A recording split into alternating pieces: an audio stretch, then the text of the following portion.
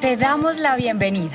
Nos emociona verte y saber que vamos a disfrutar y a aprender juntos. Antes de empezar, queremos contarte que vamos a atesorar los momentos que viviremos juntos a través de fotografías y videos. Al estar aquí, consideramos que estás de acuerdo con que podamos utilizar las imágenes en que aparezcas tú en los diferentes medios y plataformas de Confama. Si prefieres no participar en nuestras fotos o grabaciones, no dudes en acercarte a nuestro equipo. Queremos que tu experiencia sea la mejor. Confama, Vigilado Supersubsidio.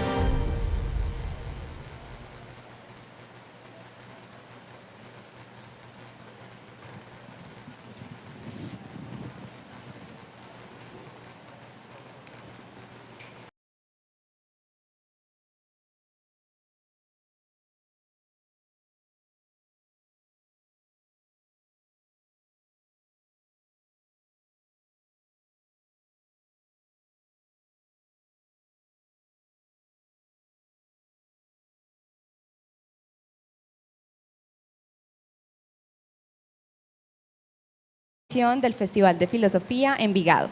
Este sueño inició hace un año y hoy tiene una evolución notable con la presencia de todos ustedes, con el entusiasmo que despiertan las conversaciones, la cultura y la filosofía. No como aquella materia abstracta y reservada para unos pocos eruditos, sino para todas las personas que aman, sueñan, tienen una vida cotidiana y se preguntan directa o indirectamente por esta aventura que es ser humanos. Nos llena de satisfacción y orgullo ver este espacio lleno con personas de todas las edades que atendieron una invitación que privilegia el pensamiento y el intercambio de ideas como ejes de una sociedad que necesita analizarse y cuestionarse, de modo que la conversación sobre lo humano nos arroje nuevas luces para afrontar los tiempos que vivimos. Recordemos que este encuentro de las ideas y la palabra es posible gracias a la Alcaldía de Envigado, la Biblioteca Pública y Parque Cultural de Orarango, el Parque Cultural y Ambiental Otra Parte y demás aliados. A todos ellos agradecemos su apuesta por un festival que apenas inicia su camino en la región, pero que desde ya muestra todo su potencial para convertirse en un referente cultural y divulgativo en el departamento. Recordemos además que a través de Confama, los aportes de las empresas y empleadores de antioqueños hacen posible que experiencias culturales como esta, con invitados tan especiales y temas tan fundamentales, sean posibles. Son esas empresas y empleadores los que finalmente nos acercan a la cultura.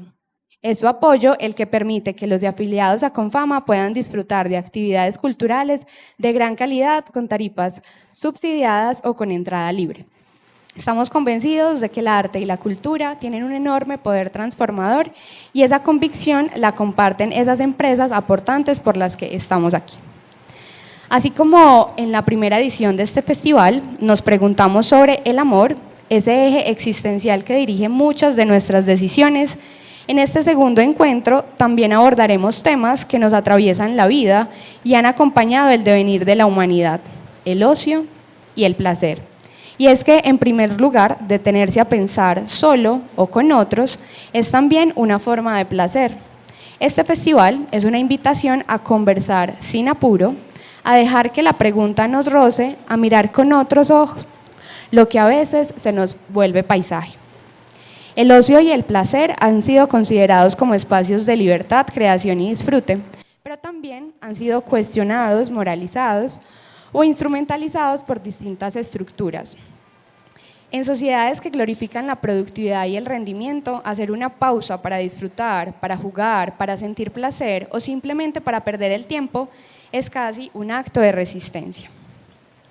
Bienvenidos a este Banquetes de la Palabra, que vivieron felices y comieron perdices, con las invitadas Daniel Navarro y Julián Fuchs y la moderadora Catalina Trujillo Urrego. Les voy a contar un poco de ellos. Daniel es escritora y profesora de lectura creativa, coordina el pregrado y maestría en literatura de la Universidad de AFIT en Medellín, es autora del libro de cuentos Teoría de Conjuntos, publicado el año pasado por Libros del Fuego.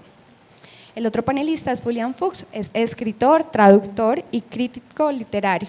brasilero, es autor de varias novelas y libros de cuentos y ensayos, entre ellos La Resistencia, novela ganadora de los premios Chabuti o Jauti, Océanos, José Saramago y Ana Segers.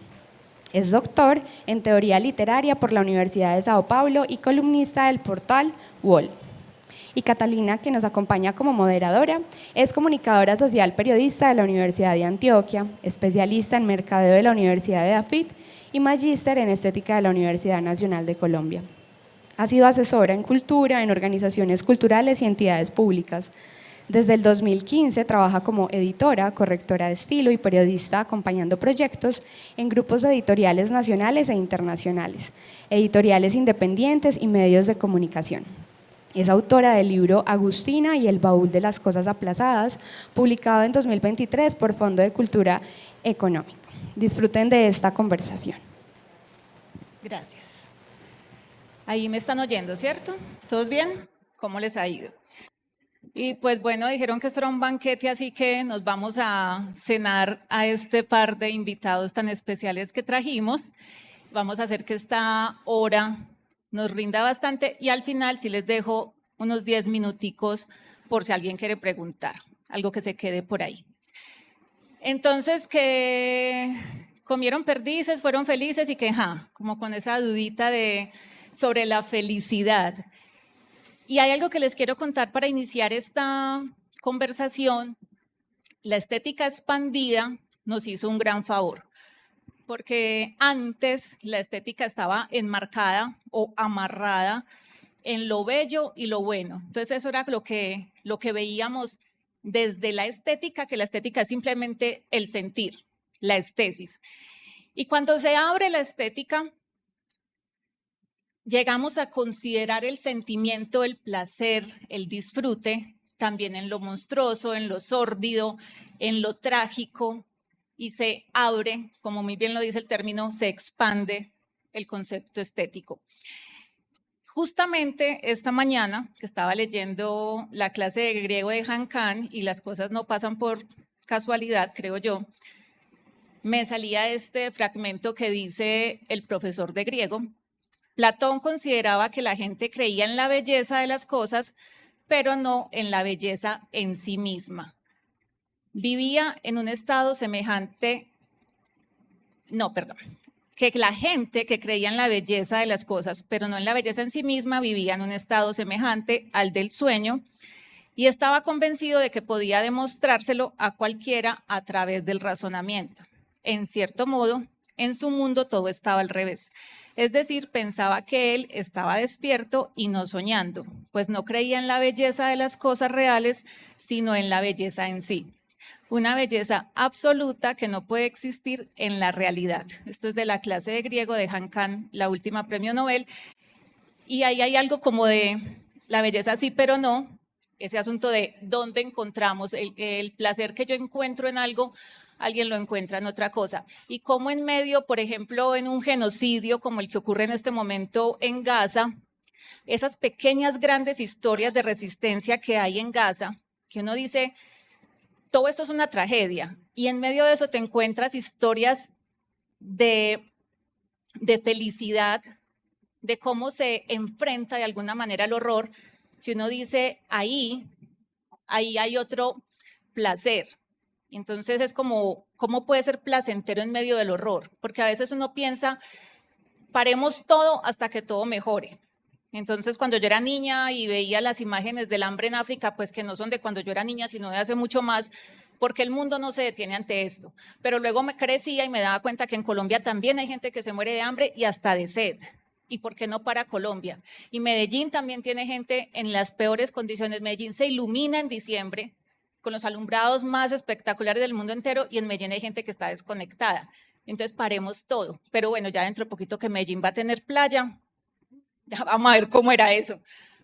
Vamos a ver esas arenitas cómo resultan. Entonces, justamente quiero empezar con Julián, porque ese asunto del placer en la tristeza o de la alegría en la tristeza, y es posible ser felices después de la tragedia, porque los cuentos infantiles nos decían, y fueron felices para siempre. Y a mí me cuestionaba mucho solo cuando era niña, porque Perrault, Andersen, los hermanos Grimm, y yo era como, quedaban en deuda con nosotros, porque yo le preguntaba a mi mamá, pero no pelean, porque mi mamá peleaba con mi papá, y es como la princesa nunca se enojó, la de la Bella y de la Bestia nunca dijo, yo qué hago con este acosador que me secuestró y es un tóxico, no le dieron ganas de irse a estudiar y abandonarlo, la Bella Durmiente quizás no dijo, yo por qué me desperté, mejor me hubiera hecho la dormida.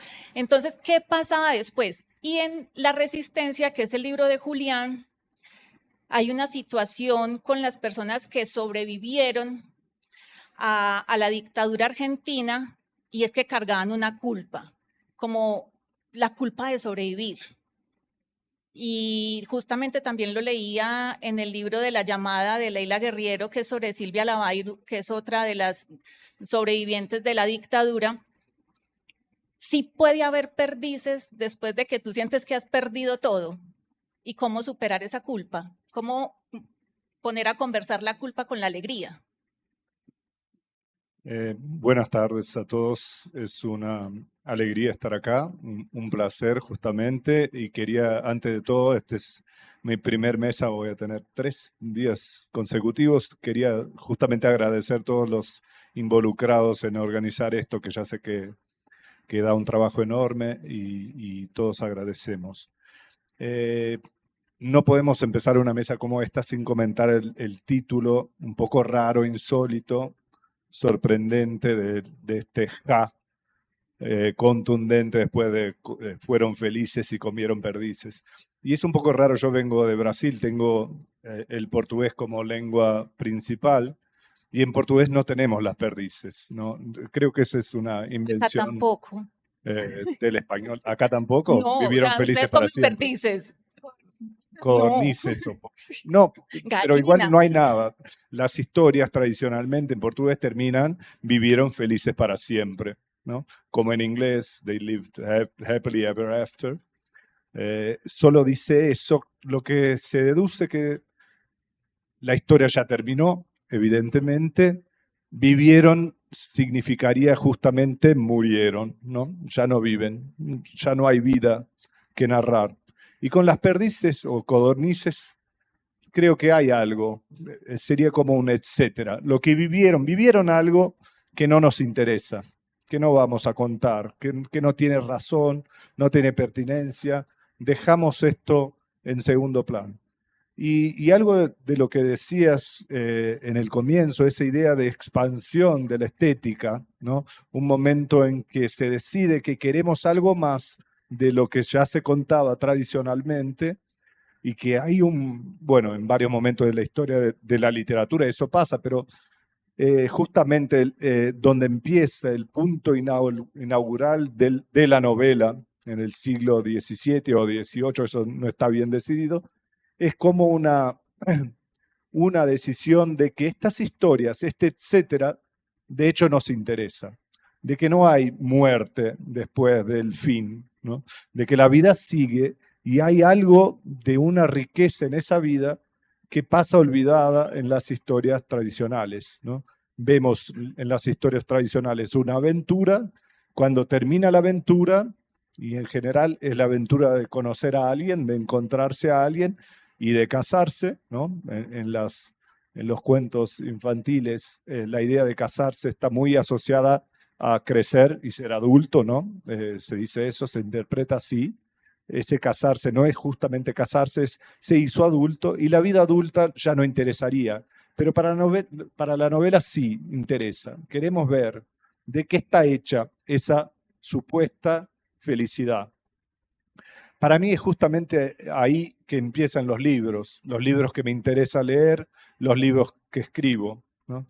Estoy contando en La Resistencia la historia de una familia que se podría decir feliz, ¿no? Mis padres se escaparon de la dictadura militar, consiguieron salir con vida de Argentina, perdieron amigos, no fueron torturados, pero escucharon de la tortura, perdieron su país, perdieron su casa, perdieron su lugar, pero siguieron con su vida y fueron, para su propia sorpresa, felices en el exilio, ¿no? Porque en general cuando se escribe o se habla sobre el exilio, se habla sobre un viento frío, sobre un dolor, sobre un peso.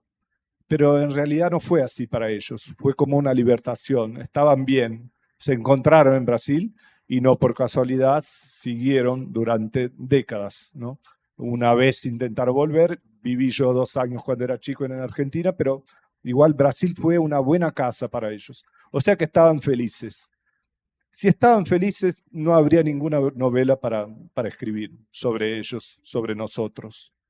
Pero tenían un hijo, tenían 3 hijos, uno de ellos adoptado en Argentina 6 meses antes de que salieran. Teníamos nosotros todos una buena relación, me llevo bien con mi hermano, pero también lo veía demasiado encerrado, puerta adentro, en su cuarto, en su lugar, como exiliándose él propio de la propia familia, ¿no? Incapaz de entregarse de la manera que antes lo veíamos entregarse. Así que éramos una familia feliz, pero había cuestiones, y había cuestiones no dichas, silencios, tabúes, había cosas que era necesario pensar. Y decidí escribir justamente para cualificar de alguna manera esa felicidad, en contra de la noción, esa célebre frase de Tolstoy, de que las familias, todas las familias felices se parecen y las infelices son infelices cada una a su manera, y pensando, no, las familias felices son felices cada una a su manera y son llenas de infelicidades, horrores, silencios, pesadillas. Era necesario hablar sobre eso. Gracias además por ese recuerdo del inicio de Ana Karenina de León Tolstoy, que yo creo que es siempre en literatura, o Daniel, que es profesora de escritura creativa, que dirige el programa, siempre se les dice a los alumnos el inicio perfecto, y ese es un reto, porque es que a veces uno cuando va a encantar a un editor es como, bueno, si el editor me lee hasta la página 50 y no se ha aburrido, pero con los lectores uno es, si no lo agarro en la primera página, bueno. Y pues hay cosas de la felicidad que nos hace felices, ganarnos el baloto, una comida rica, ¿cierto? Lo que es como común a todo el mundo que es rico. Pero hay una cosa que para muchos es rico, para todos, cada uno tiene algo que es rico, pero ante la sociedad no lo es. Y hay un placer ahí, o hay un disfrute o una pugna.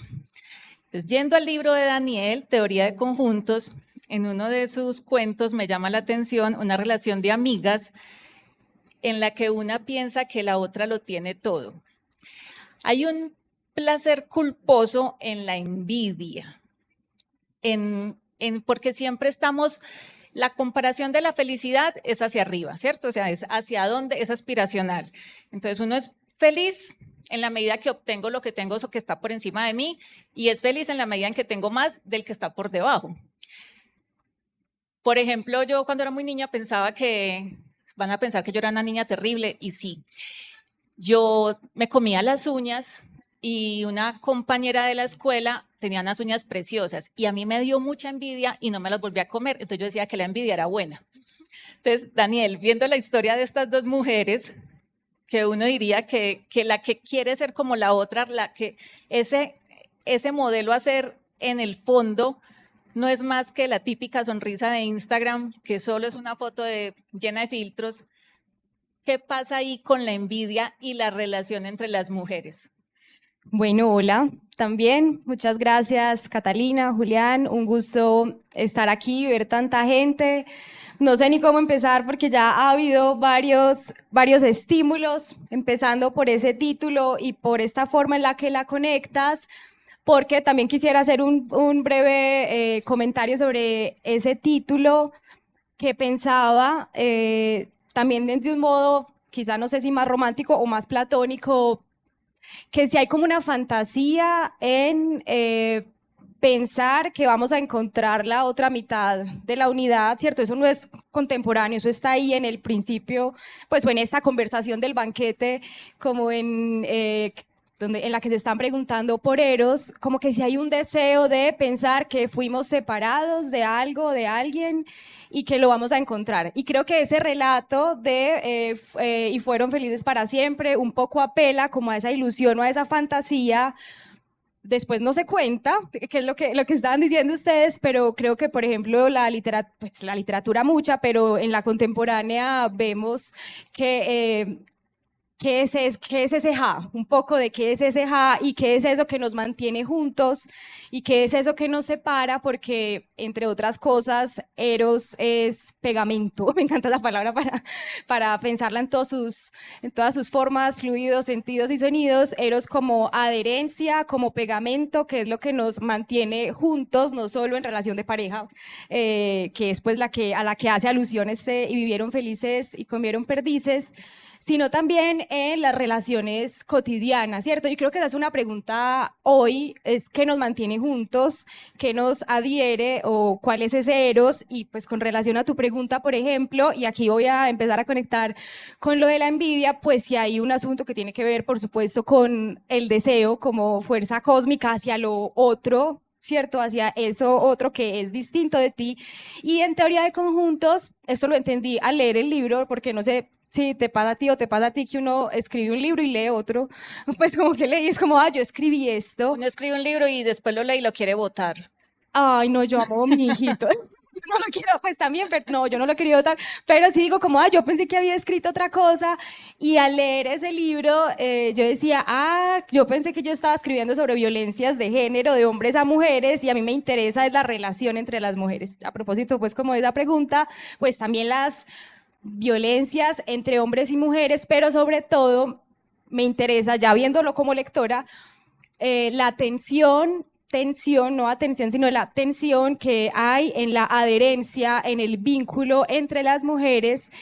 Y leyéndome también fui descubriendo que como los puntos comunes, y aquí hablando pues de teoría de conjuntos, que hay entre el deseo y la envidia, ¿cierto? Y cómo la envidia es una forma del deseo finalmente, y cómo en la amistad, pues aquí uno termina hablando como universalmente, y finalmente está hablando pues como de aspectos muy específicos, pero como en las amistades, por ejemplo, entre las mujeres, no todas obviamente, pero sí creo que en muchas, o al menos así las observé yo en colegio de niñas, la enseñanza egresada de la Compañía de María, como la relación entre la envidia y el deseo es tan intensa, es tan erótica y te mantiene tan cercana de ese otro ser, que en este caso es una mujer que es distinta de ti, porque pues uno se parece a todo el mundo, pero a la vez no se parece a nadie, pero en realidad sí se parece mucho, y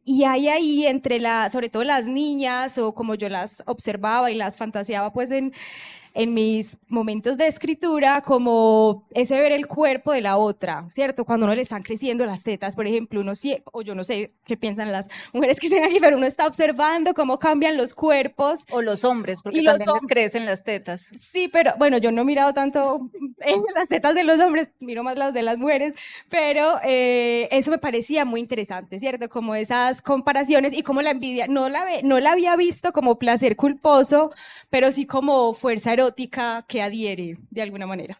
Sí, realmente es como una latencia ahí en la piel y en la cabeza. Me gusta mucho lo de Eros. Yo creo que si hay por acá alguien que quiera emprender un pegante Eros, una gran marca. Catalina. Divino. Y eso de que a uno de pronto lo partieron, yo creo que a mí no. Yo soy tan alta que a mí no me partieron otra parte por ahí, o sea que yo ya me encontré. Estaba pensando cuando venía para acá, estaba pensando en esta charla mucho, porque me parece, yo le dije a Daniela ahora que nos encontramos en el baño, le dije, parece un arroz con mango, o sea, es como que uno por dónde puede asir esta conversación. Y se me venían muchos lugares o frases que usamos, por ejemplo, con la prostitución, con las prostitutas, que dicen las mujeres de la vida alegre. Y aquí estamos hablando de alegría. Y es como, bueno, aunque bueno, por ahí nos vamos a meter en ese tema porque hay mucha discusión alrededor. Y también pensaba en eso de la vida buena. O sea, es un vida buena. Entonces, el vago, que es un vago porque es un vida buena. ¿Y qué estás haciendo? Estoy haciendo pereza. Y yo creo que uno no hace pereza, porque si hay que hacerla, el que tiene pereza no quiere hacer ni siquiera la pereza. Entonces hay esos encuentros con el ocio, con la alegría, que se salen de los cánones o de lo esperado, o incluso que están marcados por lo señalado. ¿Qué decisiones por el ocio individuales han tomado ustedes que sean en contra del capitalismo? O sea, de lo que demanda el capitalismo, trabaje, consiga plata, sea heredero, lo que sea. ¿Qué decisión personal tienen hacia el ocio? Bueno, me parece que cuando decidí a los no sé cuántos, 14 o 16 o 18 años que sería escritor, no fue una decisión basada en principios capitalistas, ¿no? Sería muy poco realista de mi parte pensar que esa sería una buena decisión financiera, por ejemplo, o por una cuestión de éxito en la vida, ¿no? Se entra en este mundo de la literatura esperando muy poco, por clareza, por claridad de la vida sabemos que tenemos que esperar muy poco. Lo que pasa es que el capitalismo, creo, y esa postura de felicidad plena, una decisión de pensar que necesitamos tener todo al mismo tiempo, va siendo como que va incorporando todos los proyectos en dirección al capitalismo y a ese tipo de éxito total, ¿no? Estaba tranquilo a los 18 años proyectando que cuando tuviera 43 como tengo ahora, no sería conocido, no tendría plata, no sería alguien que se buscara escuchar, pero tendría mis libros. Eso bastaba, era suficiente, sería feliz así. Pensaba una existencia feliz dentro de un cuarto, leyendo y escribiendo mis palabras. Eso bastaba, era solo eso. Pero justamente pasa esta otra cosa que comentábamos, que comentaban ustedes, ese tipo de referente fuera de nuestra propia vida, en que vemos cómo está la vida del otro y pensamos cómo deseamos nuestra propia vida, y ese ideal antiguo se pierde, se confunde, se va mezclando con otros ideales, y ahora es como si tuviera que tener todo lo que no quería tener cuando decidí ser escritor, ¿no? Y creo que eso afecta la posibilidad de felicidad, ¿no?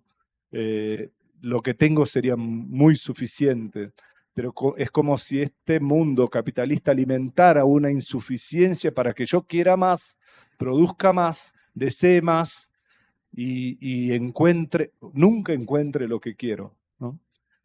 Sea incapaz de llegar a ese momento de felicidad que en realidad al principio era muy sencillo, muy simple. Bastaba tener la posibilidad de escribir mis libros. Ya sé que no estoy respondiendo la pregunta. La pregunta era sobre el ocio. Pero el ocio en parte sí. es parte muy integrante de la vida de un escritor. Es muy difícil decir si ese ocio es creativo o no. Yo siento que necesito horas de no escribir para finalmente escribir. Necesito horas de silencio, necesito horas de improductividad, que no sé si la puedo llamar así, no sé si puedo llamar de ocio y de placer, porque está también lleno de culpa. No produje nada, no fui capaz de escribir hasta ahora. Yo casi siempre escribo a las 5 de la tarde. ¿Y por qué? ¿Porque mi cabeza funciona bien en ese horario? Tal vez. O tal vez porque a las 5 de la tarde me desespera no haber hecho nada de bueno e importante hasta ahí, hasta ese punto. O sea, una culpa me hace escribir. La culpa viene del ocio, que debía ser placer. O sea que todo se mezcla de una manera que no es tan buena, pero resulta productiva al final. La culpa viene del ocio que debía ser placer, que venía de ser la alegría. Y así, hace toda la vuelta. Y yo también quiero responder. Claro, porque para ti esa también es la bueno. pregunta.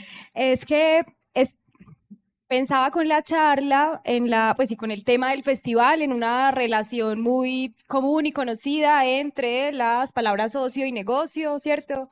El negocio como la negación del ocio, pues y una relación histórica entre esas dos, y hoy, pues claro, porque el negocio era el no hacer el ocio, pero hoy estamos en la negación del negocio para afirmar el ocio, porque lo principal o lo que atraviesa o lo que estructura nuestra vida es el negocio o es el trabajo. Somos homolaborans, como dice Hannah Arendt. A mí eso me inquieta muchísimo, como que seamos personas tan entregadas y tan dedicadas y Tan echadas para adelante. tan echadas para adelante y como tan estructuradas para el trabajo. Tanto que hoy hay una palabra que sé que a todos los que trabajan en empresas y en colegios o que estén por ahí, y es la palabra del propósito, ¿cierto? Y sé que estamos en Confama y lo queremos mucho, pero está esta idea del propósito como si fuera lo más importante para tu vida, y entonces el ocio con propósito es negocio, pienso yo, ¿cierto? Ocio con propósito está en función del capitalismo, creo, o esa es mi postura en este momento. Y entonces, para responder a esa pregunta, me pregunto sobre esa pregunta, ¿qué significa hoy hacer el ocio? Porque lo asociamos con el descanso, ¿cierto? Es como el descanso es lo que podemos hacer cuando no estamos en función del trabajo, lo cual es como absurdo, pues es tenaz, me parece, como qué otras motivaciones, qué otro eros está presente en qué otra fuerza cósmica nos lleva a hacer cosas en este mundo que no sea ni el descanso ni el no hacer nada, porque claro, no hacer nada es estar muy conscientes de que el resto del día estoy en el trabajo, ¿cierto? Ese contexto me inquieta. Para responder concretamente, pues yo estoy muy fascinada. Ahora yo no le voy a contar a nadie, pero quiero hacer un pregrado en música. Es como mi fuerza erótica en ese momento o mi deseo, y estoy empezando a entender el lenguaje del ritmo, que a veces digo yo, porque nunca conocí esto en el colegio o nunca me enseñaron qué es una negra, una corchea o cómo se llena un espacio del sonido, ¿cierto? Eso a mí me genera un placer impresionante que creo que es mi entrega al ocio. Ahora es que estamos muy condicionados, pues hablo de la sociedad que estamos viviendo, los vivos, porque no navegamos otras en experiencia vívida, que estamos muy etiquetados. Entonces el lenguaje se nos volvió una seguidilla de etiquetas. Entonces lo que decías, el ocio con propósito, que pues, te lo juro que no la conocía, ya mismo, como dicen también en las etiquetas, la cancelo, decretar. Manifesting. No, pero manifesting la amo porque es como manifestar. Todo el tiempo hay como que todo nos quiere uniformar. Y en eso del uniformar también nos presentaron una idea de la alegría que era uniforme y que era total. O sea, era como lucha por tus sueños, y los sueños obviamente nadie sueña con una pesadilla, la gente sueña con cosas bonitas, una casa, una finca, la beca, la pareja ideal. Si quieren hijos, que los hijos salgan lindos, entonces se operan la nariz que para que los hijos salgan con la nariz respingada, como ha pasado, no crean que estoy exagerando, ni que yo creo en eso. Pero entonces siempre, claro, soñamos con el mundo perfecto y nadie nos preparó o nos dijo la verdad, que es con la que nos enfrentamos, o sea, nos enfrentamos desde el primer día que nacemos, porque nacemos con llanto. Es que la vida no existe sin la tristeza, sin el odio, sin la rabia. O sea, nos han vendido un lugar feliz que parece una cartilla de estas de Atalaya, de las de los testigos de Jehová, que es un paraíso, o nos venden la idea de ese paraíso que vamos a alcanzar en otra vida, no en esta, y terminamos en una pugna y en una incapacidad de entender el dolor, incluso las caídas, lo que nos pasa que no es tan chévere. Y por eso compramos frases como las de Karol G, que mañana será bonito, pero además es muy querida ella porque dice mañana, ni siquiera te dice que hoy, o sea, mañana, porque mañana no sabemos si amanecemos vivos, pero mañana va a ser bonito y mañana también será bien feo, o sea, nada más porque En una semana, les voy a contar una cosa muy personal, en una semana estuve a punto de morir. O sea, me he caído 2 veces me revolcó el Océano Pacífico, en una casi me ahogo y en otra casi me parte la espalda. Ahora, viniendo para acá, casi me atropella un carro. O sea, yo ya no debería estar acá. No les va a caer una bomba del cielo, no se preocupen. Pero es eso, o sea, es como que uno a veces se proyecta tanto en la felicidad que se le olvida el escenario de lo trágico y de lo horrible que nos puede pasar.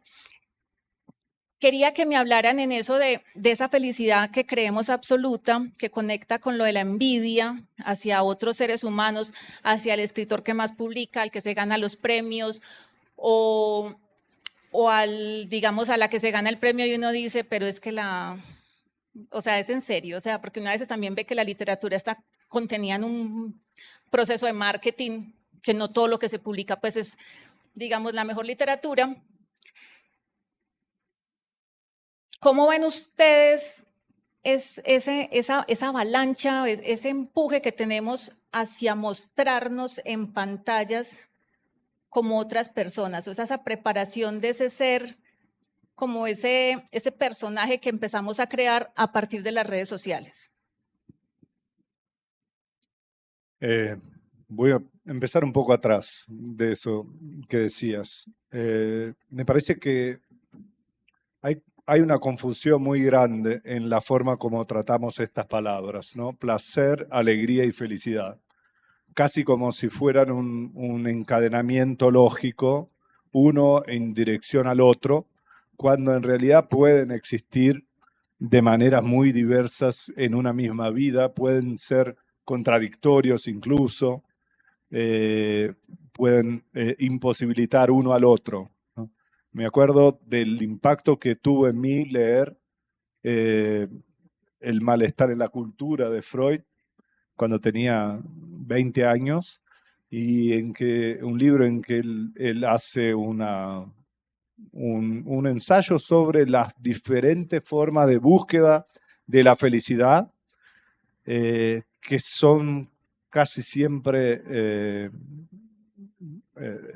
condenadas a fracasar, ¿no? No vamos a encontrar la felicidad, por eso vivimos este gran malestar, ¿no? Y porque las formas que tratamos de usar para encontrar esa felicidad son formas insuficientes, parciales, ¿no? En general, buscando el máximo de placer y con el mínimo dolor, ¿no? Sería así. Pero hay una contradicción, ese máximo de placer con el mínimo dolor, porque en varios momentos vamos a controlar nuestros placeres para no vivir dolores. Por ejemplo, como él dice, en la monogamia, ¿no? La monogamia sería una solución para esto. No voy a sentir este tipo de placer que viene del sexo con otras personas, pero no voy a sentir también el dolor de mi compañera que está viviendo ese tipo de relación. O sea que en ese momento negociamos algo que afecta directamente nuestro placer, que va a controlar nuestra alegría y que pensamos que al fin pueda resolver nuestra felicidad, pero no logra resolverlo, ¿no? Estamos siempre un paso atrás, no llegamos. El libro que estoy escribiendo ahora es sobre esa felicidad conyugal, ¿no? Para citar otro título ahora de Tolstoy, sobre esa supuesta idea de que viviríamos juntos felices para siempre, y el pensamiento de qué está hecha esta felicidad conyugal, cómo puede sumar placeres, producir alegrías y llegar a una felicidad si está justamente marcada por contradicciones. Y en realidad, ¿por qué pensamos tanto en esa felicidad si la felicidad está asociada para todos a un fin, a un final feliz? Se terminó, acá se acabó, se consumó, cuando lo que queremos de la vida es algo que no se consume, que no se termine, que siga siempre y que produzca nuevos placeres, nuevas alegrías. En fin, ya me perdí de nuevo, no te respondí la pregunta. Paso y quizás vuelva después. ahí le sumaría, tú hablas del malestar de la cultura y pensaba en dos libros que para mí han sido muy importantes para pensar eso. Y uno es el de Sara Ahmed, que no me cuyo título no recuerdo, el de la felicidad, el imperativo de la felicidad debe estar aquí, pero es Sara Ahmed, una autora contemporánea, una pues es como filósofa, y es un libro muy interesante en el que ella incluso habla como del capitalismo y la felicidad, de la felicidad como imperativo, la felicidad como propósito, porque finalmente esa palabra propósito y yo sé que pues yo trabajo en una universidad, también Muy tienes propositiva, muy por propositiva, cierto. que también funciona como una empresa y también tengo propósitos y tal, pero es muy impresionante cómo uno finalmente resulta moviendo su vida por propósitos y chuleando todo, ¿cierto? Es como, y es muy, sí, porque se vuelve como una cosa infinita de perseguir, sí, perseguir infinitamente algo que nunca vas a terminar y en eso pues como que parecería que en eso, de eso estuviera constituida la felicidad. Entonces, ese de Sara Ahmed es muy interesante y habla del feminismo aguafiesta y de cómo las feministas estamos llamadas a hacer aguafiestas en los escenarios en los que pasan precisamente estas cosas y mostrar pues como lados no tan de ese color edulcorado. Y otro es el de El capitalismo brujo de Isabel Stengers, que está en una editorial que se llama Hecht, que es argentina, y que es muy interesante porque pues habla finalmente de cómo el capitalismo se cuela en todo y es muy difícil, hay que pensar como hay que encontrar otros códigos porque no podemos concluir que entonces no pensemos en la felicidad, ¿cierto? Porque vamos a terminar como en este círculo vicioso, porque finalmente el capitalismo es brujo y se cuela en todo. Pero ahí hay que seguirlo pensando porque eso finalmente lo atrapa a uno y plantearía yo la pregunta de si la felicidad debería ser propósito, porque entonces ya traes tú las redes sociales y pienso, bueno, no sé cómo lo vivan ustedes, pero yo he sentido, sobre todo últimamente, bueno, no sé cuándo, pero como me he sentido como un paquete de papitas ricas, pues como que esa es mi postura o el sujeto de enunciación en las redes sociales y el llamado es cómo tú, porque te dicen tienes que generar contenido interesante, atractivo para que estés en la mente de las personas, ¿cierto? Para que la gente te tenga aquí y eres tú misma haciendo de ti el mejor producto de consumo que el otro va a sacar como un gallinazo finalmente. Entonces, como una cosa muy, sí, es muy impresionante y creo que eso hay que pensarlo. ¿Cómo pensar hoy la felicidad? No sé si fue el año pasado cuando vino Hartmut Rosa también al Festival de Filosofía, que hablaba de la resonancia y de cómo encontrar otras formas en las que podemos como tener experiencias sublimes con la vida, ¿cierto? Porque es que esas redes sociales nos generan unos relatos muy, pues, o más bien le generan a uno una relación de uno consigo mismo muy perversa, me parece que no es feliz para nada. Sí, sí puedo, sí, sí puedo. Voy a llegar a responder y a conversar más directamente con esto. Creo que en las redes sociales lo que se crea es una tendencia de cantitativa de mesurar la felicidad, ¿no? ¿Cómo vamos a ser felices cuando tenga 50.000 seguidores en mi Instagram? En ese momento es un momento de alegría, compro unos, ¿cómo se dice? Bueno, ya me escapa el español, perdón, pero hago una fiesta, hago una torta y celebro ese gran éxito, pero es un éxito totalmente vacío, ¿no? La felicidad cantitativa siempre va a ser insuficiente. Quiero algo más, porque el otro siempre tiene un poco más. No vamos a ser el único, el más grande, el más importante de todos los influencers de toda parte. Entonces siempre va a faltar un poco más para esa consumación de la felicidad, si la contemplamos y la pensamos de esa manera cantitativa. En realidad, me parece ese ideal de felicidad que podríamos abandonar totalmente, pero la felicidad tradicional, la más típica, no se parece nada a ese modelo. Tiene mucho más calma, mucho más tranquilidad. Se parece mucho más a ese modelo que comentaba yo, del sujeto solitario en su espacio, donde se siente bien, donde está con sus libros y sus cositas. Y esa imagen no es buena lo bastante para ningún tipo de envidia. No es suficiente para ningún tipo de codicia, ¿no? No queremos ese tipo de felicidad, pero esa es la cara que la felicidad real tiene. Es ese tipo de tranquilidad que viene cuando estoy solo y soy suficiente. O tal vez acompañado, pero igual suficiente. Entonces, creo que viene de ahí ese conflicto. Vamos buscando un tipo de felicidad y un tipo de éxito que no tiene nada que ver con el éxito y la felicidad reales.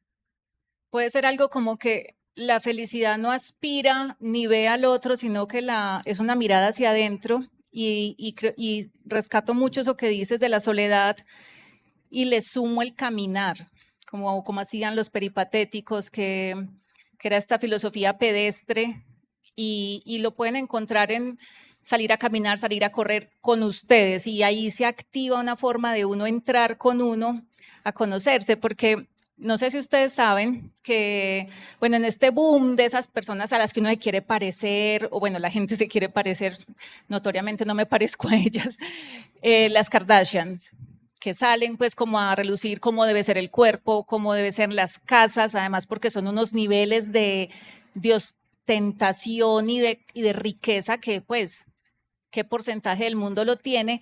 Y recientemente vi que se les volvió de moda a los influenciadores, a toda esta gente famosa que influencia sobre qué, el minimalismo. Entonces, somos minimalistas, no queremos acumular, y entonces se compra, hace una sala, un living así gigante, vacío, blanco, y tiene un solo mueble, pero ese mueble costó millones de dólares. Entonces es como, ¿cómo vas a hablar de minimalismo y cómo está uno puede hacer lecturas de cómo está la felicidad de alguien que tiene que exponerse tanto y mostrar hacia afuera que es feliz? Y luego hacen un reality en el que uno se da cuenta que es un desastre, pero también es otra puesta en escena como para mostrarse muy humanos. O sea que ahí podemos ver de qué podemos dudar. Entonces, como, sí, yo ya la vi, mija, yo ya la vi. Los voy a dejar preguntar. No quería, pero tocó. Mentira. ¿Quieren hacer alguna pregunta a Daniel o a Julián? Bienvenidos. Aquí está nuestra compañera, les va. Bueno, entonces los vas a pasar. Levanten la mano. ¿Quién quiere hacer una pregunta incómoda? Que los ponga a sudar. Si no, yo tengo una guardadita por ahí.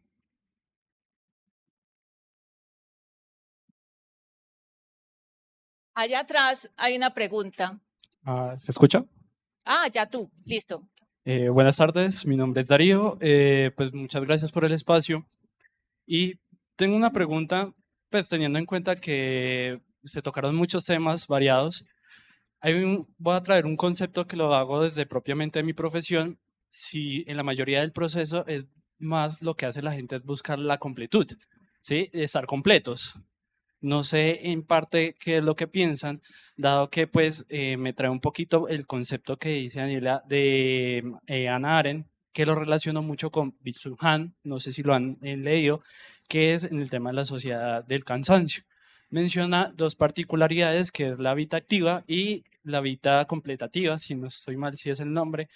La vida activa es correspondiente a que nosotros siempre estamos en proceso de estar activos. No hay en pro de tomar ese espacio como de preguntarnos este tipo de qué es la felicidad, de preguntas, sino que siempre estar en componente de ser como activos. Entonces, mediante eso, no sé ustedes qué piensan, si en realidad estamos en pro de una búsqueda de una completud. Por eso llega también a ese punto de parecernos a otras personas o mirar lo que pasa mucho en redes sociales de que quiero ser como esta persona o copiar ciertas cualidades o ciertos componentes del lenguaje para considerar que estoy llegando al punto que está ahorita esa persona. Bueno, no sabría responder, creo, pero voy a decir lo que pienso. yo separaría como los conceptos de completud, de la vida contemplativa, la vida activa, porque en la completud pues se ha mirado también desde lo psicoanalítico. Por ejemplo, Eric Fromm en El arte de amar habla de eso y de cómo el amor es una búsqueda perpetua por volver a ser uno, ¿cierto? Como si volver a ser uno con algo, con alguien, y yo creo que eso está en el fondo de la orfandad que sentimos, pues que es una orfandad existencial con la que hay que, pues, o con la que uno vive, y que eso que tú describes sí puede ser una muestra de ello, como una búsqueda perpetua de completud a través de otro, creo. Y me parece esa una buena respuesta y voy a tratar de completarla de alguna manera, porque me parece que hay una incompletud que sentimos que no es solo de identidad, pero también de información o de conocimiento, como si faltara siempre una palabra más, una información más, para finalmente entender el mundo y así ser feliz o estar completo. Y entonces nos hacemos un poco ansiosos por esa respuesta, y estábamos hasta ahora hablando sobre la posición del que crea contenido, pero en este momento es tal vez más preocupante la posición del que consume el contenido incansablemente y cansándose en esta sociedad del cansancio, porque justamente está en búsqueda de una palabra que no va a llegar, de una nueva información que no me va a completar el pensamiento, de una sabiduría que no está hecha de ninguna forma con estos elementos. Entonces vamos a estar presos en ese lugar de búsqueda sin llegar a nada y con el sentimiento cada vez más profundo de incompletud. La única manera estaría en salir de ese lugar, salir de esa posición. Y que en términos coloquiales se describe hoy como FOMO, que es el miedo a estar por fuera de, a estar incompleto. Hola. FOMO. Carlos Viviesquez es mi nombre. Como 2 o 3 comentarios. Primero, de estos más banales, la frase de Karol G de mañana será bonito, ya es una frase usada en las tiendas de barrio, decía mañana fijo, hoy no. Entonces era muy fácil poderlo decir. Y en relación con las redes sociales y el cumplimiento de los perfiles, la idea de vieja guardia era tener un PowerPoint. Uno tenía una vida de PowerPoint, que era cumplir un determinado perfil que alguien construía. Y en ese sentido quisiera, Julián, que nos volvieras a regalar unos segundos que te permitan acá de contar esa historia tan bonita de cuando decidiste ser escritor.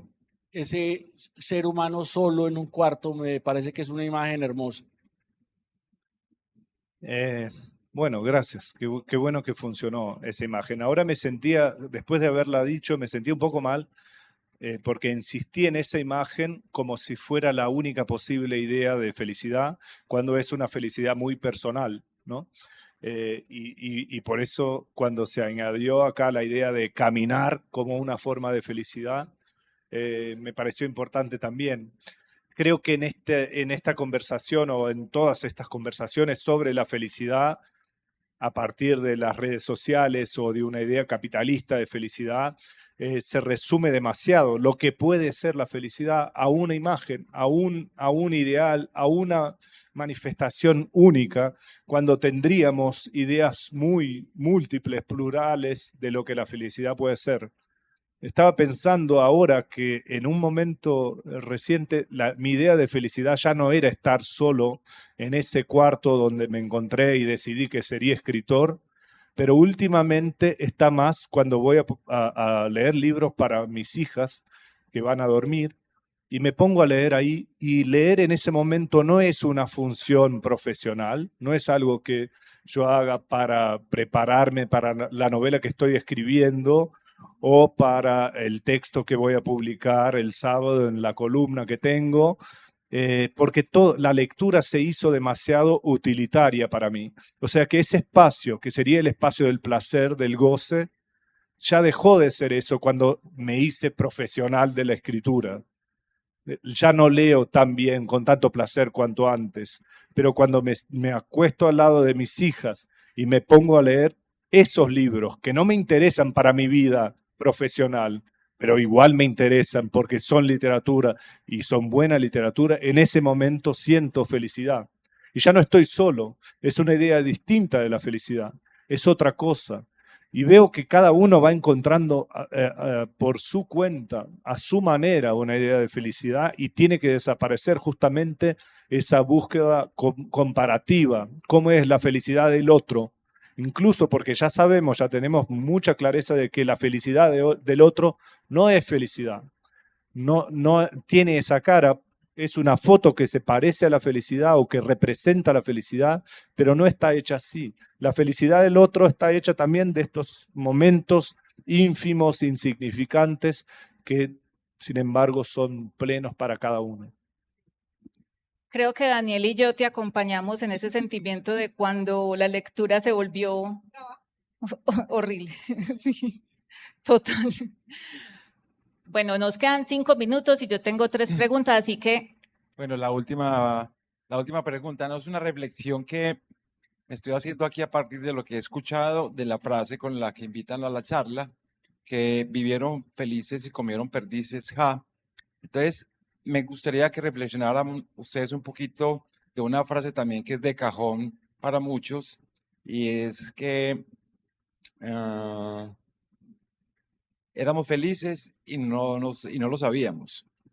Que aquí sentado recordaba que yo de niño no tenía carritos y nos inventábamos unas llantas de las llantas de los buses y salían unas rueditas y jugábamos con un palito, jugábamos fútbol hasta las 12 de la noche que nos dejaban y éramos felices y no lo sabíamos. Que también me lleva a otra frase que es que todo tiempo pasado fue mejor. Entonces, y no teníamos redes sociales, no teníamos televisor, solo tomábamos aguapanela, comíamos frijoles, mazamorra a los que vivíamos en un pueblo y la vida realmente plácida es como una utopía, pero si uno se pone a mirar en este momento aquí ahora los que estamos sentados somos felices por una hora que no nos está ocupando ni la cuenta del banco, me van a cortar los servicios, un montón de cosas. La felicidad puede ser 10 minutos y creo que eso es válido. Entonces, pensar un poquito, ¿ustedes qué piensan de que éramos felices si no lo sabíamos?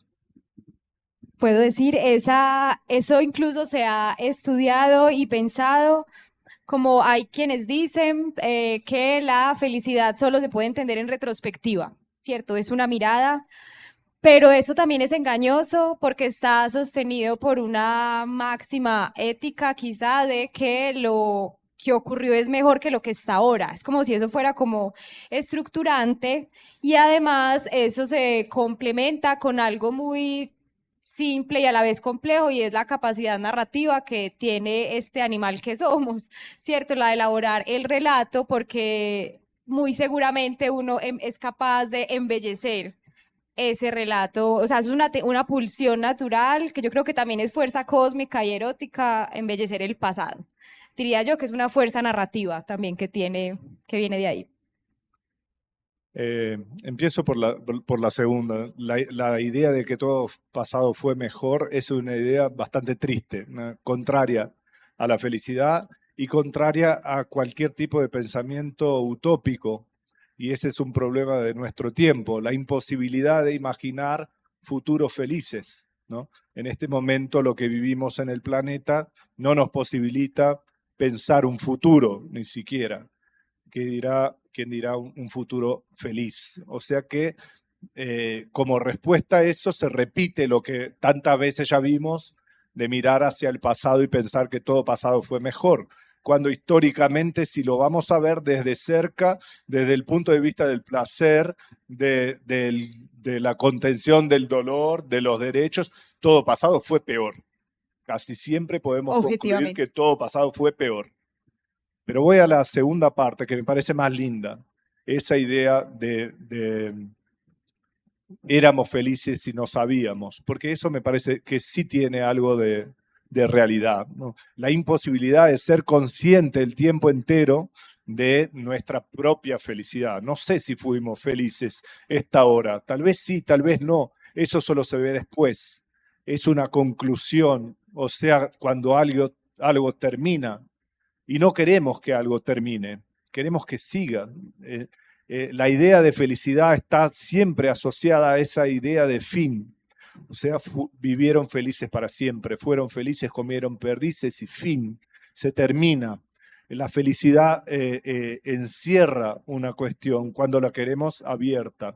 Yo mencionaba ese momento de leer para mis hijas y las historias a veces terminan con vivieron felices para siempre, a veces no, pero casi siempre en los libros nuevos que leo para mi hija, ella tiene dos frases que terminan esos libros y dicen, bueno, pero esa ya es otra historia. Porque los libros terminan así a veces, ¿no?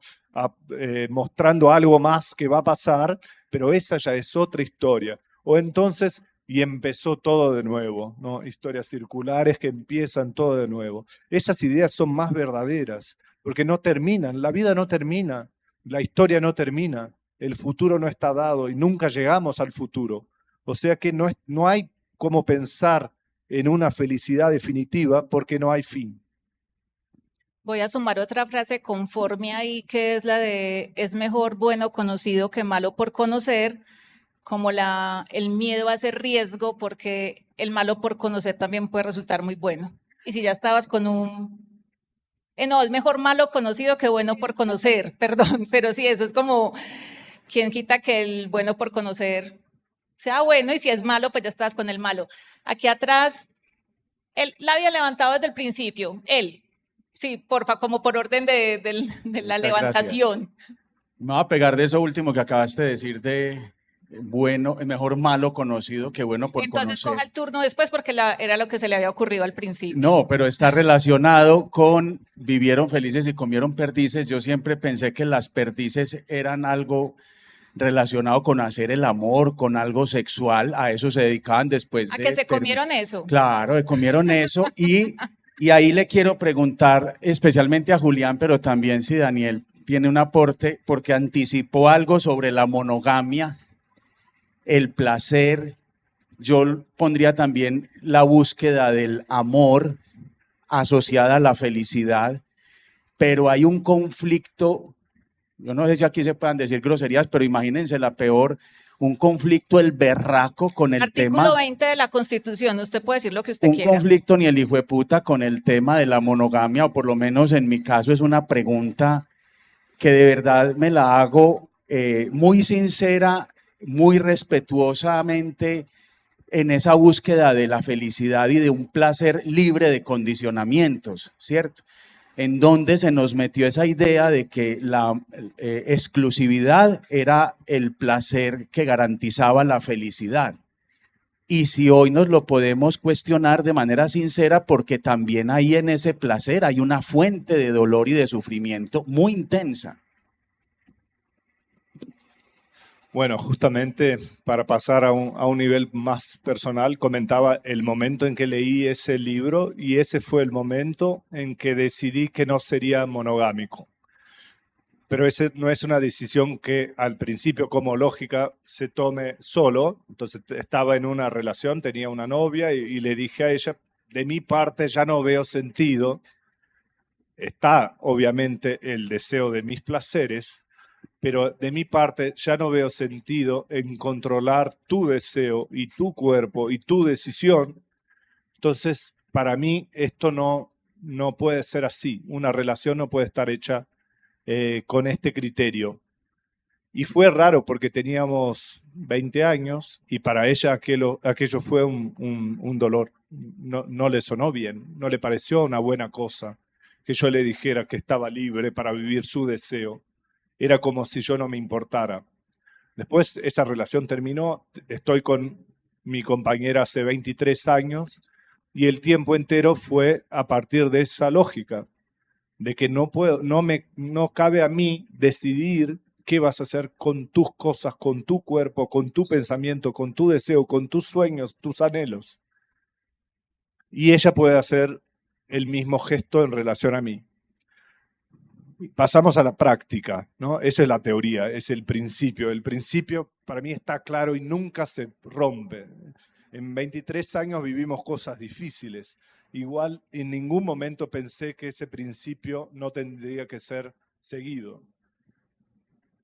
Pero esas cosas, cuando se hicieron más intensas, veía que tal vez creciera el placer y la alegría, pero decaía la felicidad conyugal en esos momentos. Cuando fuimos más intensos en la no monogamia, fuimos más alegres y tuvimos más placer y menos felices. Y a veces tuvimos momentos mucho más felices cuando el placer otro, ¿no? El placer de afuera, el placer de un tercero, de otras personas, no estaba tan presente. Veo que no es una ecuación simple, fácil, no se resuelve. Y creo que la única respuesta está en no encontrar una solución y una definición, una decisión para todo el siempre. Y sí, vivir estos movimientos. ¿Qué vamos a hacer? Es que hay dos personas con la mano levantada. Yo no sé. Culpa de Confama. Sí, bueno, entonces vean, el señor de rojo y luego el chico de el señor del el señor de la camiseta azul. Es que hoy me han dicho tanto señora que yo ya todos los veo chiquitos. Bueno, esta pregunta es para cualquiera de ustedes, de los panelistas. ¿Cómo buscar o cómo se puede lograr la felicidad en medio de tanto sufrimiento? Sobre todo cuando el sufrimiento es de las personas cercanas. Por ejemplo, como el de comieron perdices, entonces con la que comió perdices está sufriendo. No solamente esa, sino otras personas alrededor están en el sufrimiento, sumidas en el sufrimiento. No es muy egoísta buscar la ataraxia, por decir algo. ¿Te cansas? Entonces, espérame, las dos. porfa, para que digas de una vez la pregunta y se resuelvan las dos y ya contigo cerramos. Entonces, acá. Hola, mi pregunta era casi la misma que hizo el señor de atrás, que tiene que ver con la monogamia. Casi que me la respondió entera, pero tú dijiste algo que me dejó con ganas de ahondar más en ese tema. Sigo digamos como que desde el punto de vista psicológico, sigo una psicóloga argentina que dice mucho la frase que nosotros no somos, sino que vamos siendo a través del tiempo. Y eso lo conecto mucho con lo que decía, creo que Daniel al principio, sobre que nosotros somos felicidad, somos tristeza, somos un montón de cosas a través del tiempo y los picos suben y bajan. Yo vivo la no monogamia también, al igual que tú, de hace mucho menos tiempo, pero me llamó mucho la atención que tú dices que fueron alegres, la pasión se elevó, pero no eran tan felices. En mi caso, yo lo he visto como inclusive donde la felicidad también aplica. Yo quiero saber de parte tuya cuál es la diferencia que tú haces entre la alegría y la felicidad, que en ese momento no lo fueron, y cómo fluctúa. Bueno, la pregunta anterior es muy importante, me parece, muy esencial y estaba en tu primer pregunta y la dejamos pasar, creo. Es importante, creo, no concebir la felicidad como algo no pensante, como un hecho de alienación. ¿Por qué felices no nos preocuparíamos con lo que está pasando en el mundo, con las guerras, con los retrocesos? Felices podemos pensarlo. Y podemos ser tristes y felices simultáneamente. Tener una vida feliz y al mismo tiempo ver noticias, pensar un cambio del mundo, discutir los caminos de nuestra ciudad, nuestro país. Creo que está hecha de una materia bastante compleja la felicidad y no tiene por qué traer esa culpa de que estoy feliz mientras el otro no está, porque la felicidad no es algo que existe, no es una materia prima que está acá y no está ahí porque está acá.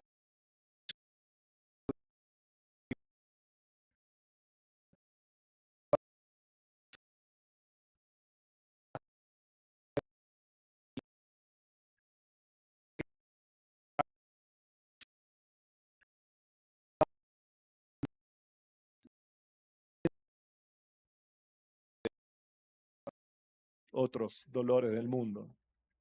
Y bueno, tal vez sí, creo que la idea de felicidad está un poco confusa en lo que estoy comentando. Cuando digo eso, fuimos alegres, pero no tan felices, o a veces más alegres y después más felices. Creo que pongo dos tipos distintos de satisfacción. Una sería más festiva, momentánea, eufórica, la alegría, y la otra un poco más calma, pacífica. Me refiero a eso. No sé si las palabras están bien utilizadas acá, pero alegres estábamos así, eufóricos, vivos. Y después ya no tan alegres, ya no tan vivos tal vez, y ese es el problema. Estábamos felices, calmos y felices. Pero el equilibrio es mutable. Después de mucho tiempo calmos y felices, ya no queríamos estar así. Queríamos otra cosa, otra intensidad, otra euforia. Entonces, por eso vivimos muchos momentos en este proceso.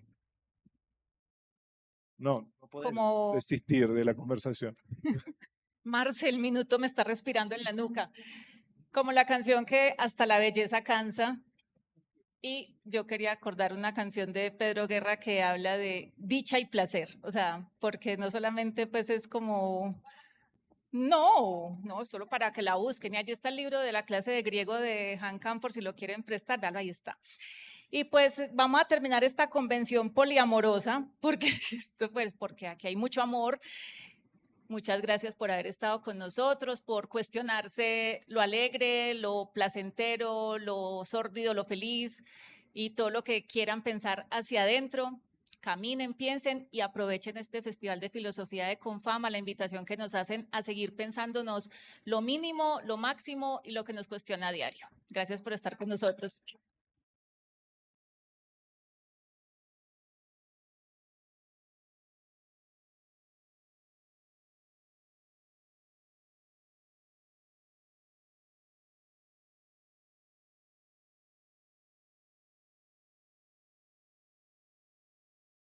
Hola. Bueno, les tengo varios anuncios, pero primero agradecer a Daniel, a Julián y a Catalina. Esas últimas preguntas, ¿viste, Catalina, cómo se pusieron? Que no querías. Estuvo interesante el final. Agradecemos por quedarse hasta el final. Bueno, los que están atrás, no sé si me alcanzan a ver.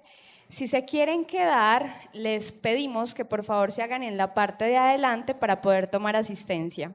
Se los pedimos porque la otra alternativa sería que todos saliéramos, tomaran asistencia y luego volviéramos a ingresar. Entonces les pedimos que quienes se van a quedar a la siguiente charla, quienes no la conocen, se las voy a presentar rápidamente. Es Cuerpo, Tiempo y Sentido, habitarse en el presente. Las invitadas son Ana Isabel Santamaría de Yoga al Alma y Valeria Duque. Entonces quienes se quieran quedar se hacen en la parte de adelante, que pasarán a tomarles la asistencia. Pero también hacerles la invitación que en el cuarto piso, que es en la parte de atrás, hasta agotar existencia, están dando una de las conversaciones del año pasado, fue publicada en un libro, Los Ecos del Amor, y es de manera gratuita, solo tienen que reclamarlo en la parte de atrás. También decirles que quienes no se quieran quedar en esta conversación, también hay otras alternativas en el espacio. En el hall del auditorio hay una exposición Amores de Arrabal, muy invitados y a seguir con toda la programación. Muchas gracias a ustedes por estar en este espacio.